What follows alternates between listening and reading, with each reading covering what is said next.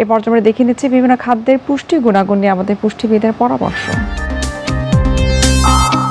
Lung বা ফুসফুস আমাদের শরীরের জন্য খুবই গুরুত্বপূর্ণ একটি অঙ্গ। আমাদের ভেতরে যেই আমরা অক্সিজেনটা গ্রহণ করি সেই অক্সিজেনটা এবং আমরা যে নিঃশ্বাসের মাধ্যমে যে কার্বন ডাই অক্সাইডটা বের করে দিই, এই টোটাল কাজটা করে থাকে কিন্তু আমাদের লাং বা ফুসফুস। এই ফুসফুস যদি সুস্থ না থাকে তাহলে স্পেশালি কোভিডের সময় আমরা দেখেছি যে আমরা কতটা অসুবিধায় পড়ে যাই। সো যারা খুব যত্ন করে খাবারের তালিকাটা তৈরি নাও করেন তাদেরকেও অবশ্যই বলবো যে লাংয়ের প্রশ্বাসটা যেন সুস্থ থাকা যায়, সেই সুস্থতার জন্য খাবারের তালিকাটাকে একটু ব্যালেন্স রাখা জরুরি। কী খাবো এই লাংয়ের সুস্থতার জন্য, এই নিয়েই তো চিন্তা। লাংয়ের সুস্থতার জন্য আপনাকে খাদ্য তালিকায় খুব অনেক বেশি মডিফিকেশন আনতে হবে না। আমাদের চারপাশে যে পাওয়া যায় যেমন ভিটামিন সি, ম্যাগনেসিয়াম, ওমেগা 3 এই ধরনের ছোট ছোট যে নিউট্রিয়েন্টগুলো আমরা চারপাশে পাই সেই পুষ্টি উপাদানগুলোই কিন্তু আমাদের লাং ভালো রাখতে বেশ উপকারী।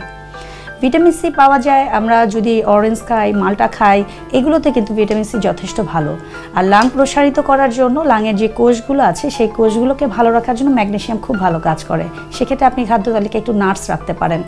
এছাড়া রাখতে পারেন খাদ্য তালিকায় একটু চিয়া সিড। অনেকেই শুধু ওজন কমানো বা ওজন নিয়ে যারা চিন্তা করছেন তারা চিয়া সিডের গুরুত্বটা জানেন, কিন্তু চিয়া সিডে কিন্তু যথেষ্ট ওমেগা 3 আছে যেটি আপনার লাং ভালো রাখতেও হেল্প করে। সো প্রতিদিন নয়, অবশ্যই সেটি কতটুকু পরিমাণে খাবেন বা আপনার জন্য কতটুকু যুক্তিযুক্ত হবে একজন পুষ্টিবিদ বা বিশেষজ্ঞের পরামর্শ নিতে হবে। খাবারের তালিকায় রাখতে পারেন ম্যাগনেসিয়াম সমৃদ্ধ আপনি পালং শাক, স্পিনাচ বা পালং শাক আমাদের খাবারে প্রতিদিন না হলেও সপ্তাহে কিন্তু একটু রাখা প্রয়োজন।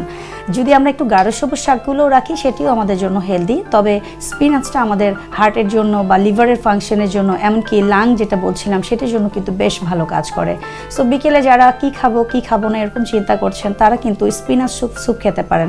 যাদের অনেক বেশি কোলেস্ট্রলের প্রবলেম আছে তাদের ক্ষেত্রেও কিন্তু এই স্পিনাচ স্যুপটা খুব ভালো কাজ করে। অবশ্যই সল্টের বিষয় এবং অয়েলের বিষয়ে মেজারমেন্টটা ঠিক রাখতে হবে। এছাড়া আপনাকে সবসময় মনে রাখতে হবে যে অত্যাধিক ঠান্ডা বা অত্যাধিক গরম কোনটাই আমাদের শরীরের জন্য খুব বেশি যুক্তিযুক্ত না। অবশ্যই ওয়েদারের কথা মাথায় রেখে যদি একটু দেখেন যে একটু কোল্ড ওয়েদার আছে সে সময় একটু ওয়ার্ম ওয়াটার, একটু লিকওয়ার্ম ওয়াটার মানে কুসুম গরম পানি এগুলো যদি আপনি খাদ্য তালিকায় রাখেন আমাদের ফুসফুসের প্রসারিত হওয়াটা অনেক সময় ভালো কাজ করে। এছাড়া যাদের দেখা যায় বিভিন্ন ধরনের অ্যালার্জি আছে, অ্যালার্জেটিক খাবারগুলো কিন্তু খাদ্য তালিকা থেকে বাদ দিতে হবে, কারণ প্রত্যেকটি মানুষেরই কিন্তু অ্যালার্জি কিন্তু এক একটা খাবারে এক এক রকম থাকে। ঠিক কোন খাবারে আপনার অ্যালার্জি আছে সেটি কিন্তু আপনাকে মাথায় রাখতে হবে। আর তাছাড়া ফুসফুসের যত্নে থাকতে হবে, ডাস্টের ভিতরে বেশি না যাওয়া, মাস্ক ব্যবহার করা, এবং অনেক সময় দেখা যায় যে আমরা অনেক কোল্ড অ্যালার্জি থাকে, এই ধরনের প্রবলেমগুলো যাদের আছে তাদের ক্ষেত্রে কিন্তু অবশ্যই কি করতে হবে বিশেষজ্ঞের পরামর্শ নেওয়া জরুরি।